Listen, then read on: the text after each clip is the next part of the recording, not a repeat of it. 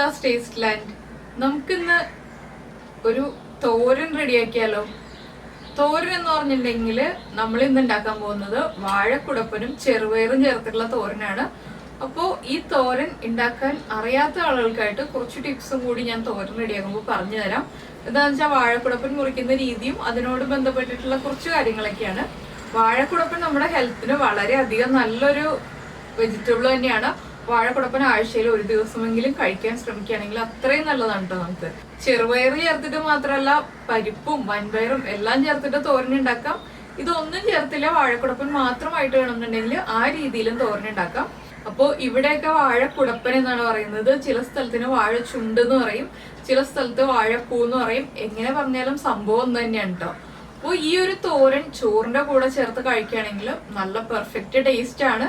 പിന്നെ ചോറിന്റെ കൂടെ ചേർത്ത് കഴിക്കാൻ താല്പര്യമില്ല അല്ലാന്നുണ്ടെങ്കിൽ ഇപ്പൊ നമ്മൾ ചോറ് അധികം കഴിക്കുന്ന ആൾക്കാരല്ല എന്നുണ്ടെങ്കിൽ ഇപ്പൊ വീക്ക്ലി വൺസ് ഈ ഒരു തോരൻ കഴിക്കണം എന്നുണ്ടെങ്കിൽ വെറുതെ സ്പൂണിൽ കോരി കഴിക്കാവുന്നേ ഉള്ളൂ. ഞാൻ എങ്ങനെ ഇടയ്ക്ക് വെറുതെ സ്പൂണിൽ എടുത്ത് കഴിച്ചുകൊണ്ടിരിക്കും. എന്താണെന്ന് വെച്ചാൽ ചോറിന്റെ കൂടെ അല്ല, വെറുതെ ഇടയ്ക്ക് നമ്മൾ സ്നാക്സ് ഒക്കെ കഴിക്കില്ല, അതുപോലെ കഴിക്കാൻ പറ്റിയ റെസിപ്പിയാണ്.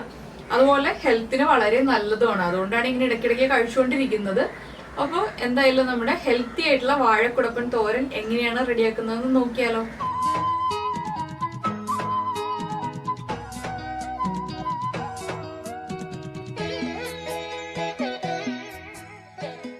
നമുക്ക് നമ്മുടെ വാഴക്കുടപ്പനും ചെറുപയറും ചേർത്തിട്ടുള്ള തോരൻ ഉണ്ടാക്കാൻ ആവശ്യമായിട്ടുള്ള ഇൻഗ്രീഡിയൻസ് നോക്കാം. വാഴക്കുടപ്പൻ എടുത്തിട്ടുണ്ട്, അതുപോലെ തന്നെ നമ്മൾ ചെറുപയർ എടുത്തിട്ടുണ്ട്. പിന്നെ ആവശ്യമുള്ളത് കടുക് വറവിടാനായിട്ടാണ്. കടുകും വറ്റൽമുളകും കറിവേപ്പിലയും. അതുപോലെ തന്നെ അരയ്ക്കാൻ ആവശ്യമുള്ളത് തേങ്ങ ചിരവിയത്, നല്ല ജീരകം, ഉള്ളി, പച്ചമുളക്, കറിവേപ്പില, മഞ്ഞൾപ്പൊടി. ഇതിൽ നമ്മൾ മുളക് പൊടി ചേർക്കുന്നില്ല. ഈ തോരൻ ഉണ്ടാക്കുമ്പോൾ നമ്മൾ പച്ചമുളക് മാത്രമേ ചേർക്കുള്ളൂ. അപ്പോൾ ഞാൻ ഒരു വാഴക്കുടപ്പന് വേണ്ടിയിട്ട് 1/2 കപ്പ് ചെറുപയർ എടുത്തിട്ടുണ്ട്. ഈ ചെറുപയർ നമുക്ക് ആദ്യം കുക്ക് ചെയ്തെടുക്കണം. അതിനുശേഷം വേണം നമ്മൾ വാഴക്കുടപ്പൻ ചേർത്ത് കുക്ക് ചെയ്യുന്നത്. എന്താണെന്ന് വെച്ചിട്ടുണ്ടെങ്കിൽ ചെറുപയർ കുക്കായിട്ടില്ല എന്നുണ്ടെങ്കിൽ കറിക്ക് ഒട്ടും ടേസ്റ്റ് ഉണ്ടാവില്ല. അപ്പോൾ ഞാൻ ചെറുപയർ കുക്ക് ചെയ്യാൻ വെച്ചിട്ട് വാഴക്കുടപ്പൻ കട്ട് ചെയ്യുന്ന രീതി കാണിച്ചു തരാം. നമ്മൾ വാഴക്കുടപ്പൻ കട്ട് ചെയ്യുമ്പോൾ ഇത് അറിയാത്ത ആളുകൾക്ക് വേണ്ടി മാത്രം പറയുന്നതാണ്. വാഴക്കുടപ്പന്റെ പുറമേ ഉള്ള ഓരോ ലെയറുകളും പൊളിച്ചു മാറ്റുക.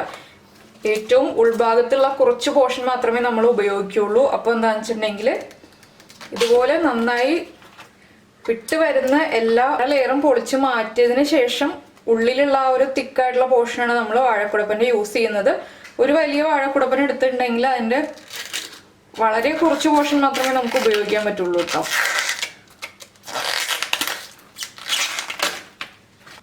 അപ്പോൾ വാഴക്കുടപ്പന് കറയുള്ളതാണ്. അപ്പോൾ കയ്യിൽ കറയാവാതിരിക്കാൻ വേണ്ടിയിട്ട് വെളിച്ചെണ്ണ പുരട്ടാം. ഞാനിപ്പോൾ കയ്യിൽ വെളിച്ചെണ്ണ പുരട്ടിയിട്ടില്ല. ഞാനിത് പൊളിച്ചെടുത്തതിന് ശേഷം കട്ട് ചെയ്യുമ്പോൾ ശ്രദ്ധിച്ച് കട്ട് ചെയ്യുന്നേ ഉള്ളൂ. അപ്പോൾ കയ്യിൽ കറയാവരുത് എന്നുണ്ടെങ്കിൽ വെളിച്ചെണ്ണ പുരട്ടിയതിന് ശേഷം നമുക്ക് പൊളിച്ചെടുക്കാം. അപ്പോൾ എന്താണെന്ന് വെച്ചാൽ നമ്മൾ കത്തി പിടിക്കുമ്പോൾ കത്തി കയ്യിൽ നിന്ന് തെന്നി പോകാൻ സാധ്യതയുണ്ട്. അതുകൊണ്ടാണ് ഞാനിപ്പോൾ വെളിച്ചെണ്ണ കയ്യിൽ പുരട്ടാതിരിക്കുന്നത്. ഇപ്പോൾ ഇതാ കണ്ടോ, ഇത്രയേ ഉള്ളൂ നമ്മുടെ വാഴക്കുടപ്പൻ പൊളിച്ചെടുത്ത് കഴിഞ്ഞപ്പോൾ. ഇനി ഇത് നമ്മൾ നന്നായി കഴുകിയെടുക്കും. എന്താണെന്ന് വെച്ചിട്ടുണ്ടെങ്കിൽ വാഴക്കുടപ്പൻ മുറിച്ച് കഴിഞ്ഞിട്ട് കഴുകില്ല, അതുകൊണ്ടാണ് ഇപ്പോൾ കഴുകിയെടുക്കുന്നത്. അപ്പോൾ ഈ ഒരു ഷെയ്ഡ് ആയി വരുന്നത് വരെ നമ്മൾ പൊളിച്ചെടുക്കുക. ഇത്രയും പോർഷൻ നമ്മളിത് മാറ്റി കഴിഞ്ഞു. ഇനി വാഴക്കുടപ്പൻ കഴുകിയതിന് ശേഷം ബാക്കി കട്ട് ചെയ്യുന്ന രീതി ഞാൻ കാണിച്ചു തരാം. അപ്പോൾ ഇനി നമുക്ക് വാഴക്കുടപ്പൻ കട്ട് ചെയ്ത് തുടങ്ങാം. വാഴക്കുടപ്പൻ കട്ട് ചെയ്ത് തുടങ്ങുമ്പോൾ നമ്മൾ ഒരു പ്ലേറ്റ് എടുത്ത് അടുത്ത് വെക്കുക. എന്താണെന്ന് വെച്ചാൽ ഇത് കട്ട് ചെയ്തിട്ട് നമ്മൾ പ്ലേറ്റിലേക്ക് ഇട്ട് കൊടുക്കുകയാണ്. അതിൻ്റെ കൂടെ വെളിച്ചെണ്ണ ഒഴിച്ചു കൊടുക്കും. ഇതിപ്പോൾ കട്ട് ചെയ്യുമ്പോൾ ഈ രീതിയിൽ കൊത്തി എരിഞ്ഞിട്ട് കട്ട് ചെയ്യാം. കയ്യിൽ പിടിച്ചിട്ട് കട്ട് ചെയ്ത എക്സ്പീരിയൻസ് ഉള്ള ആളുകളാണെങ്കിൽ കയ്യിൽ പിടിച്ചിട്ട് കട്ട് ചെയ്യാം. പക്ഷെ ഞാനിത് കറയാവുന്നത് കൊണ്ട് കയ്യിൽ പിടിച്ചിട്ട് കട്ട് ചെയ്യുന്നില്ല. ഇതുപോലെ ചോപ്പിംഗ് ബോർഡിൽ വെച്ചിട്ട് ചെറുതായിട്ട് കട്ട് ചെയ്തെടുക്കുന്നേ ഉള്ളൂ. വീണ്ടും നമ്മൾ ഇതുപോലെ കൊത്തി കൊടുക്കുക. നമ്മൾ ക്യാബേജ് തോരൻ ഉണ്ടാക്കുമ്പോൾ മുറിച്ചെടുക്കുന്ന രീതിയിൽ കൊത്തിയതിന് ശേഷം ചെറുതായിട്ട് ഇങ്ങനെ കട്ട് ചെയ്യുക. അപ്പോൾ ഈ ഒരു വാഴക്കുടപ്പന്റെ വലിപ്പത്തിലേക്കാണ് കേട്ടോ ഞാനിപ്പോൾ 1/2 കപ്പ് ചെറുപയർ എന്ന് പറഞ്ഞത്. നമ്മൾ എടുക്കുമ്പോൾ വലിയ വാഴക്കുടപ്പനായിരിക്കും. ആ പുറമേയുള്ള തൊലിയൊക്കെ മാറ്റി കഴിയുമ്പോൾ ഇത്രേ ഉണ്ടാവുള്ളൂ. ഇതിനാണ് നമ്മൾ 1/2 കപ്പ് ചെറുപയർ എന്ന് പറയുന്നത്. ചെറുപയറിന്റെ ടേസ്റ്റ് ആണ് ഇതിൽ കൂടുതൽ നിൽക്കേണ്ടത്. അപ്പോൾ ഇതുപോലെ കട്ട് ചെയ്തെടുത്തതിന് ശേഷം നമ്മളിപ്പോൾ കട്ട് ചെയ്തെടുത്ത വാഴക്കുടപ്പൻ ഒരു പ്ലേറ്റിലേക്ക് മാറ്റിയിട്ടുണ്ട്. ഞാനിപ്പോൾ മുഴുവൻ കട്ട് ചെയ്തിട്ടില്ല, കുറച്ചേ കട്ട് ചെയ്തിട്ടുള്ളൂ.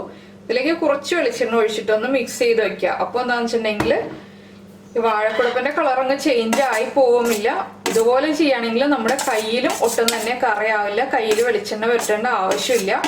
അപ്പോൾ ഞാൻ എപ്പോഴും വാഴക്കുടപ്പൻ കട്ട് ചെയ്യുമ്പോൾ ഈ രീതിയിലാണ് ചെയ്ത് വെക്കാറുള്ളത്. കൈ പെർഫെക്റ്റ് ആയിട്ട് തന്നെ ഇരിക്കും, കയ്യിൽ കറിയാവില്ല. അപ്പോൾ നമുക്ക് വാഴക്കുടപ്പൻ മുഴുവനും ഇതുപോലെ തന്നെ കട്ട് ചെയ്ത് വെളിച്ചെണ്ണ പുരട്ടി വയ്ക്കാം. ഇനി വെളിച്ചെണ്ണ ഒഴിക്കേണ്ട ആവശ്യമില്ല, 1 ടീസ്പൂൺ വെളിച്ചെണ്ണ മതി ഈ ഒരു വാഴക്കുടപ്പന്. ഇതിലേക്ക് ഇട്ടിട്ട് മിക്സ് ചെയ്ത് വെച്ചാൽ മതി. ഇപ്പോൾ നമ്മൾ നമ്മുടെ വാഴക്കുടപ്പൻ മുഴുവനും കട്ട് ചെയ്തെടുത്തിട്ടുണ്ട്. ഇനിയിപ്പോൾ ഇത്രയും ഒരു പോർഷനേ ഉള്ളൂ. ഇത് നമ്മൾ ഉപയോഗിക്കില്ല, എന്താണെന്ന് വെച്ചാൽ ഇങ്ങോട്ട് വരുംതോറും അത് ഹാർഡായി വരും. അതുകൊണ്ടാണ് ഈ ഒരു പോർഷൻ ഉപയോഗിക്കില്ല എന്ന് പറഞ്ഞത്. അപ്പോൾ ഇതുപോലെ കട്ട് ചെയ്തെടുത്താൽ മുഴുവനും നമ്മൾ ആ വെളിച്ചെണ്ണ മിക്സ് ചെയ്ത് വെച്ചിട്ടുണ്ട്. ഇതിനെ മാറ്റി വയ്ക്കുക. ഈ വാഴക്കുടപ്പൻ കട്ട് ചെയ്ത് കഴിയുമ്പോൾ തന്നെ നമ്മുടെ കത്തിയും അതുപോലെ തന്നെ ചോപ്പിംഗ് ബോർഡും നന്നായി കഴുകി വെക്കുക. എന്താണെന്ന് വെച്ചാൽ നമ്മളിത് തോരനാക്കിയിട്ട് കഴുകാം എന്ന് വെച്ചിരിക്കുകയാണെങ്കിൽ കത്തിയിലും കറ പിടിക്കും, അതുപോലെ തന്നെ ചോപ്പിംഗ് ബോർഡിലും കറ പിടിക്കും. അതുകൊണ്ട് ഉടനെ തന്നെ കഴുകി വെച്ചില്ല എന്നുണ്ടെങ്കിൽ ചോപ്പിംഗ് ബോർഡിന്റെ കളർ മാറും, കത്തിയിലെ കറ നമ്മൾ വേറെ ഏതെങ്കിലും വെജിറ്റബിൾസ് ഇപ്പോൾ ക്യാബേജ് ഒക്കെ കട്ട് ചെയ്യുകയാണെങ്കിൽ ക്യാബേജിലൊക്കെ ആ ഒരു കറുത്ത കളർ വരും. അതുകൊണ്ടാണ് അത് എടുത്ത് പറഞ്ഞു തരുന്നത്. അപ്പോൾ ഞാനിതൊക്കെ കഴുകിയതിന് ശേഷം നമുക്കിനി ഇതിലേക്കുള്ള അരപ്പ് റെഡിയാക്കാം. അപ്പോൾ നമ്മൾ വാഴക്കുടപ്പൻ കട്ട് ചെയ്തതും മാറ്റി വെച്ചു, ചെറുപയർ കുക്കായി വന്നിട്ടുണ്ട്, ചെറുപയറും മാറ്റി വെച്ചിട്ടുണ്ട്. ഇനിയിപ്പോൾ നമുക്കിതിലേക്ക് അരപ്പും കൂടി റെഡിയാക്കി എടുക്കാം. അരപ്പ് റെഡിയാക്കുന്നതിനായിട്ട് ഞാനിപ്പോൾ കുറച്ച് ഉള്ളി എടുത്തിട്ടുണ്ട്. ഒരു 4-5 ഉള്ളി എടുക്കുക. അതുപോലെ തന്നെ പച്ചമുളക്, നമുക്ക് എത്ര എരിവ് വേണോ, നല്ല എരിവ് വേണം തോരനെന്നുണ്ടെങ്കിൽ അധികം പച്ചമുളക് ചേർക്കുക. മീഡിയം എരിവ് മതി എന്നുണ്ടെങ്കിൽ ഒരു 3 പച്ചമുളക് ചേർത്താൽ മതി. ഇതിപ്പോൾ ഞാൻ മീഡിയം എരിവുള്ള രീതിയിലാണ് ചെയ്യുന്നത്. ഇതിൻ്റെ കൂടെ തന്നെ നമുക്ക് 4-5 ഇതിൽ കറിവേപ്പില ചേർക്കാം. പിന്നെ നമ്മൾ ചേർക്കുന്നത് തേങ്ങയാണ്. അപ്പോൾ ഈ ഒരളവിലേക്ക് ആവുമ്പോൾ ഒരു 5 ടേബിൾ സ്പൂൺ തേങ്ങ ചേർത്താൽ മതി. ടേബിൾ സ്പൂൺ കണക്കിൽ പറയുകയാണെങ്കിൽ അല്ലെങ്കിൽ അരമുറി തേങ്ങയിലും കുറച്ചുകൂടി കുറച്ച് ചേർത്താൽ മതി. അത് നമ്മൾ എടുക്കുന്ന തേങ്ങയുടെ വലിപ്പ വ്യത്യാസം അനുസരിച്ച് അരമുറി എന്ന് പറഞ്ഞാൽ കറക്റ്റ് അളവ് ആവില്ല. അപ്പോൾ തേങ്ങ കൂടുതൽ വേണമെന്നുണ്ടെങ്കിൽ 6 ടേബിൾ സ്പൂൺ വരെ ചേർക്കാം, ഇല്ലാന്നുണ്ടെങ്കിൽ 5 ടേബിൾ സ്പൂൺ തേങ്ങ ചേർക്കാം. ഇതിലേക്ക് നമുക്ക് മഞ്ഞൾപ്പൊടിയും കൂടി ചേർക്കാം, 1/2 ടീസ്പൂൺ മഞ്ഞൾപ്പൊടി. ഇത്രയും ചേർത്തിട്ട് നമ്മൾ അവിയലിന്റെ പാകത്തിന് ചതച്ചെടുക്കില്ലേ, ക്രഷ് ചെയ്തെടുക്കില്ലേ, അതുപോലെ ഒന്ന് ക്രഷ് ചെയ്തെടുക്കുക. അപ്പോൾ ഞാനിത് ക്രഷ് ചെയ്തെടുത്തിട്ട് വരട്ടെ. ഇതിലേക്ക് വെള്ളം ചേർക്കരുത്, അവിയലിന് നമ്മൾ ഒതുക്കിയെടുക്കുന്ന ആ രീതിയിൽ തന്നെ ചെയ്യുക, ഒട്ടും തന്നെ വെള്ളം ചേർക്കണ്ട.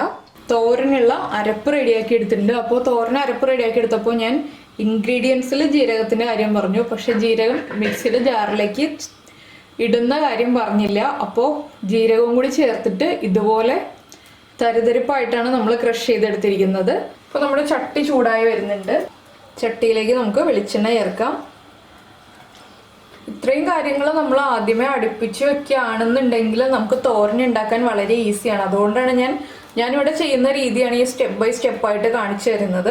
എന്താണെന്ന് വെച്ചാൽ ചില റെസിപ്പിയിൽ നമുക്ക് ചില കാര്യങ്ങൾ നേരത്തെ ചെയ്ത് വെക്കാൻ പറ്റും, ചില റെസിപ്പിയിൽ ഇതുപോലെ പറ്റില്ല. പക്ഷെ ഇതുപോലെ നമ്മൾ ഈ തോരൻ പോലെയുള്ള റെസിപ്പിയൊക്കെ ചെയ്യുമ്പോൾ അരപ്പ് വരെ റെഡിയാക്കി വെച്ചതിന് ശേഷം കുക്കിംഗ് സ്റ്റാർട്ട് ചെയ്യുകയാണെന്നുണ്ടെങ്കിൽ നമുക്ക് വേഗം തന്നെ കുക്ക് ചെയ്യാം. അതുപോലെ നമുക്ക് സമയം സേവ് ചെയ്യാം. ഇപ്പോൾ പയറൊക്കെ കുക്ക് ചെയ്യുമ്പോൾ നമ്മളിപ്പോൾ രാവിലെ പുട്ടിന് പയർ വേവിക്കുകയാണെങ്കിൽ അതിൻ്റെ കൂടെ കുറച്ചുകൂടി ഉച്ചക്കത്തേക്ക് ചോറിന് ഇതുപോലെ തോരനൊക്കെ പയർ നമുക്ക് ആവശ്യമുണ്ടെന്നുണ്ടെങ്കിൽ ആ പയറും കൂടി ചേർത്ത് വേവിച്ചിട്ട് മാറ്റി വയ്ക്കുകയാണെന്നുണ്ടെങ്കിൽ ആ ഒരു സമയം ലാഭിക്കാം. അതുപോലെ കുറേ കാര്യങ്ങൾ നമ്മൾ ശ്രദ്ധിച്ചിട്ടുണ്ടെങ്കിൽ സമയം സേവ് ചെയ്യാം നമുക്ക്. ഇപ്പോൾ നമ്മുടെ വെളിച്ചെണ്ണ ചൂടായി തുടങ്ങിയിട്ടുണ്ട്. നമുക്കിതിലേക്ക് കടുക് ഇട്ട് കൊടുക്കാം. കടുകൊന്ന് പൊട്ടി വരട്ടെ. ഇപ്പോൾ നമ്മുടെ കടുക് പൊട്ടി കഴിയാറായിട്ടുണ്ട്. നമുക്കിതിലേക്ക് മുറിച്ച് വെച്ചിരിക്കുന്ന വറ്റൽമുളക് ചേർക്കാം. ഇതിലേക്ക് ഇനി നമ്മൾ മുറിച്ച് വെളിച്ചെണ്ണ പുരട്ടി വെച്ചിരിക്കുന്ന വാഴക്കുടപ്പൻ ചേർക്കുക.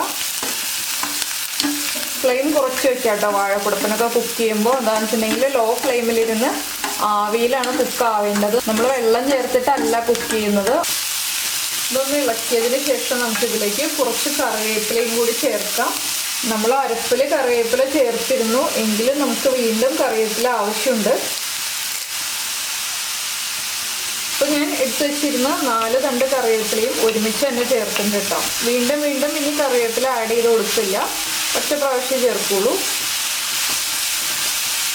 വാഴക്കുടപ്പൻ ഇളക്കിക്കൊണ്ടിരിക്കുക, ഒന്ന് ചട്ടിയിൽ നിന്ന് വിട്ട് വരുന്നത് വരെ. എന്താണെന്ന് വെച്ചാൽ ഇരുമ്പിൻ്റെ ചട്ടി ആയതുകൊണ്ട് വേഗം തന്നെ പിടിക്കും. അപ്പോൾ നമ്മൾ ശ്രദ്ധിച്ചിളക്കി കൊടുക്കുക, ഫ്ലെയിം കുറച്ച് തന്നെ വയ്ക്കുക. ഒന്ന് കുക്കായി തുടങ്ങുമ്പോൾ ചട്ടിയിൽ നിന്ന് കറക്റ്റായിട്ട് വിട്ട് വന്നു തുടങ്ങും. അതിനുശേഷമേ നമ്മൾ ഉപ്പ് ചേർക്കുള്ളൂ. അപ്പോൾ ചെറുപയർ വേവിക്കുമ്പോൾ ഉപ്പ് ചേർത്തിട്ട് തന്നെ ചെറുപയർ വേവിക്കുക. ഇല്ലാന്നുണ്ടെങ്കിൽ നമ്മൾ ഇതിലേക്ക് മിക്സ് ചെയ്യുമ്പോൾ ചെറുപയറിൽ ഉപ്പ് പിടിക്കില്ല. ഞാനിപ്പോൾ പ്ലാൻ ചെയ്തിരുന്നത് വാഴപ്പിണ്ടിയും ചെറുപയറും കൂടി കറി ഉണ്ടാക്കാനായിരുന്നു. പക്ഷെ എനിക്ക് വാഴപ്പിണ്ടി കിട്ടിയില്ല നല്ലത്. പിന്നെ ഇപ്പോൾ നിങ്ങൾ ഈ വാഴക്കുടപ്പൻ കണ്ടപ്പോൾ ഒരു ഡൗട്ട് തോന്നുന്നുണ്ടാവും, ഏത് വാഴയുടെ കുടപ്പനാണ് നല്ലത്. പലർക്കും ഡൗട്ട് ഉണ്ടാവാറുണ്ട് ഏത് വാഴയുടെ കുടപ്പനാണ് നമ്മൾ ഉപയോഗിക്കുക, ഏത് വാഴയുടെയാണ് ഉപയോഗിക്കാത്തതെന്നുള്ളത്. അപ്പോൾ ഞങ്ങളിവിടെ പൊതുവെ ഉപയോഗിക്കുന്നത് ഏത്ത വാഴയുടെയും അതുപോലെ തന്നെ നമ്മുടെ ഞാലിപ്പൂവൻ വാഴയുടെയും കുടപ്പനാണ്. അത് രണ്ടും ഉപയോഗിച്ചിട്ട് ഇതുവരെ കുഴപ്പമൊന്നും ഉണ്ടായിട്ടില്ല. എന്താണെന്ന് വെച്ചാൽ ചില വാഴക്കുടപ്പന് കയ്പ്പ് വരും, അതുകൊണ്ടാണ് ഞാൻ കുഴപ്പമൊന്നും ഉണ്ടായിട്ടില്ല എന്ന് പറഞ്ഞത്. ഇവിടെ എടുക്കുന്നത് ഈ 2 വാഴക്കുടപ്പനാണ്. പിന്നെ ഈ ഒരു റെസിപ്പി ആഴ്ചയിൽ ഒരു ദിവസമെങ്കിലും കഴിക്കുന്നത് നമ്മുടെ ശരീരത്തിന് വളരെ നല്ലതാണ്. ചെറുപയർ ചേർത്തിട്ട് തന്നെ ആകുമ്പോൾ കൂടുതൽ ടേസ്റ്റുമാണ്. വാഴക്കുടപ്പൻ മാത്രമായിട്ട് നമുക്ക് തോരനുണ്ടാക്കാം, പക്ഷെ വാഴക്കുടപ്പൻ മാത്രമായിട്ട് തോരനുണ്ടാക്കി കഴിക്കുന്നതിനേക്കാൾ ടേസ്റ്റ് ചെറുപയറും കൂടി ചേർത്തിട്ടാണ്. പിന്നെ വാഴക്കുടപ്പനും വാഴപ്പിണ്ടിയൊക്കെ ആണെങ്കിലും ഫൈബർ റിച്ച് ആണ്. ആ ഒരു ഫൈബർ കണ്ടന്റ് ഏറ്റവും കൂടുതലുള്ള വെജിറ്റബിൾസാണ്, നമുക്ക് വളരെ എളുപ്പത്തിൽ കിട്ടുന്നതുമാണ്. അപ്പോൾ മിക്കവാറും നമ്മുടെ വീടുകളിൽ തന്നെ ഉണ്ടാവാറുണ്ട് വാഴക്കുടപ്പനും അതുപോലെ തന്നെ വാഴപ്പിണ്ടി. അപ്പോൾ വാഴയുള്ള വീടുകളിലുള്ള ആളുകൾ എപ്പോഴും ചെയ്യുക, ഇല്ലാന്നുണ്ടെങ്കിൽ പുറത്തുനിന്ന് വാങ്ങിച്ചിട്ടാണെങ്കിലും ചെയ്യുക. ചില നാടൻ കറികൾക്ക് ടേസ്റ്റ് കൂടുതലായിരിക്കും, അതിലൊന്നാണിത്. നമ്മുടെ നാടൻ കറിയാണെങ്കിലും ടേസ്റ്റ് നന്നായി കൂടുതലുള്ളൊരു കറിയാണ്. അപ്പോൾ ഇനി നമുക്കിതിലേക്ക് കുറച്ച് ഉപ്പ് ചേർക്കാം. നമ്മൾ ചെറുപയറിൽ ഉപ്പ് ചേർത്തതാണ്, അതുകൊണ്ട് വാഴക്കുടപ്പിന് മാത്രമായിട്ടുള്ള ഉപ്പ് ഇപ്പോൾ ചേർക്കുക. വീണ്ടും നമ്മൾ തോരനാക്കി കഴിയുമ്പോൾ ഉപ്പ് കുറവാണെന്നുണ്ടെങ്കിൽ ഉപ്പ് ചേർത്ത് കൊടുക്കാം. ഇതിലേക്ക് നമുക്കിനി കുറച്ച് മഞ്ഞൾപ്പൊടി ചേർക്കാം. നമ്മൾ അരപ്പിൽ മഞ്ഞൾപ്പൊടി ചേർത്തിട്ടുണ്ട്, അതുകൊണ്ട് തന്നെ ഒരു 1/4 ടീസ്പൂണിലും താഴെ മഞ്ഞൾപ്പൊടി ചേർക്കാം. ഇപ്പോൾ നമ്മുടെ വാഴക്കുടപ്പൻ കുക്കായി വന്നിട്ടുണ്ട്. നമുക്കിനി ഇതിലേക്ക് അരപ്പ് ചേർക്കാം. അരപ്പ് ചേർക്കുമ്പോൾ ഞാൻ അവിയൽ ചെയ്യുമ്പോൾ പറഞ്ഞിരുന്നു, ഇതൊന്ന് നടുഭാഗത്ത് നിന്ന് മാറ്റിയതിന് ശേഷം നടുഭാഗത്താണ് നമ്മൾ അരപ്പ് വെച്ച് കൊടുക്കുന്നത്. അപ്പോൾ ഇനി നമുക്ക് ഈ വാഴക്കുടപ്പൻ വെച്ചിട്ട് ഈ അരപ്പൊന്ന് കവർ ചെയ്യാം. എന്താണെന്ന് വെച്ചാൽ ഈ അരപ്പ് മുഴുവൻ കവർ ആവാനുള്ള വാഴക്കുടപ്പൻ ഇല്ല കേട്ടോ. നമ്മൾ അവിയൽ ചെയ്യുമ്പോഴേ കറക്റ്റായിട്ട് അത് ഇതുപോലെ കവർ ചെയ്തിരിക്കുള്ളൂ. ഇനിയിപ്പോൾ നമ്മളത് അടച്ചു വെച്ച് കുക്ക് ചെയ്യുകയാണ് ചെയ്യുന്നത്. 2 മിനിറ്റ് അരപ്പൊന്ന് വെന്ത് വരണം, അതിനായിട്ട് അടച്ചു വയ്ക്കുക. ഇപ്പോഴും ലോ ഫ്ലെയിമിൽ തന്നെ വയ്ക്കുക. ഇപ്പോൾ നമ്മുടെ അരപ്പ് കുക്കായി തുടങ്ങുന്നുണ്ട്, ഇത്രയും സമയം മതി. ഇനി നമുക്കിത് ഇളക്കി മിക്സ് ചെയ്തെടുക്കാം. അരപ്പിലേക്കൊന്ന് ആവി കയറി നന്നായിട്ടൊന്ന് ആവി പൊങ്ങി വരുന്ന ആ ഒരു സമയം, അത്രയും സമയം കൊടുക്കുക. ഇത് നന്നായിട്ട് ഇളക്കി മിക്സ് ചെയ്യുക. ഇളക്കി മിക്സ് ചെയ്യുമ്പോൾ ഇപ്പോൾ തേങ്ങ കൂടുതലായിട്ട് തോന്നും, പക്ഷേ നമ്മൾ ചെറുപയറും കൂടി ചേർക്കാനുള്ളതാണ്, അതുകൊണ്ടാണ് ഞാൻ ഇത്രയും തേങ്ങ എടുത്തത്. അപ്പോൾ തേങ്ങയുടെ അളവ് കുറവ് മതിയെന്നുണ്ടെങ്കിൽ കുറവ് ചേർക്കാം. പിന്നെ ചെറുപയർ ചേർക്കാതെ തന്നെ ഈ വാഴക്കുടപ്പൻ്റെ തോരൻ ചെയ്യണം എന്നുണ്ടെങ്കിൽ ഈ ഒരു സ്റ്റേജ് ആകുമ്പോൾ നമുക്ക് ഉപ്പ് ചെക്ക് ചെയ്തതിന് ശേഷം ഉപ്പ് കറക്റ്റ് ആണെന്നുണ്ടെങ്കിൽ ഫ്ലെയിം ഓഫ് ചെയ്ത് വയ്ക്കാം. പക്ഷെ ചെറുപയർ ചേർത്തിട്ടുള്ള തോരനാണ് കൂടുതൽ ടേസ്റ്റ് ഉള്ളത്. ഇനിയിപ്പോൾ നമുക്കിതിലേക്ക് ചെറുപയർ ചേർക്കാം. ചെറുപയർ വേവിച്ച് വരുമ്പോൾ നമ്മൾ പയറിൽ വെള്ളം ഉണ്ടെന്നുണ്ടെങ്കിൽ ആ വെള്ളം വറ്റുന്നത് വരെ കുക്ക് ചെയ്തെടുക്കുക. എന്താണെന്ന് വെച്ചാൽ ഒരു വിസിൽ വരുന്നത് വരെയാണ് ഞാനിവിടെ പയർ കുക്ക് ചെയ്യുന്നത്.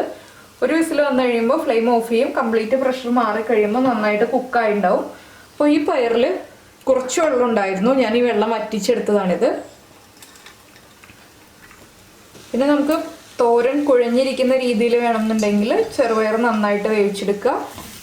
കുറച്ച് ഡ്രൈ ആയിട്ടുള്ള രീതി, അധികം കുഴഞ്ഞു പോവാത്ത രീതിയിൽ വേണമെന്നുണ്ടെങ്കിൽ വല്ലാതെ കുഴഞ്ഞു പോവാതെ പയർ വേവിച്ചെടുക്കുക. അത്രയും നമ്മൾ ഈ ഒരു തോരനിൽ ശ്രദ്ധിക്കാനുള്ളൂ.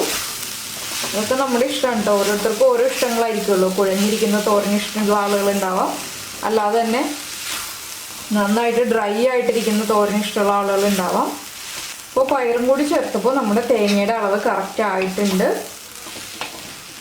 പയർ ചേർത്തതിന് ശേഷം അധിക സമയം കുക്ക് ചെയ്യേണ്ട ആവശ്യമില്ല. എന്താണെന്ന് വെച്ചിട്ടുണ്ടെങ്കിൽ ബാക്കിയുള്ള ഇൻഗ്രീഡിയൻസ് എല്ലാം കുക്കായതാണ്, പയറും കുക്കായതാണ്. ഇനി നമുക്ക് ഫ്ലെയിം ഓഫ് ചെയ്തതിന് ശേഷം സെർവ് ചെയ്യുന്ന പാത്രത്തിലേക്ക് മാറ്റാം.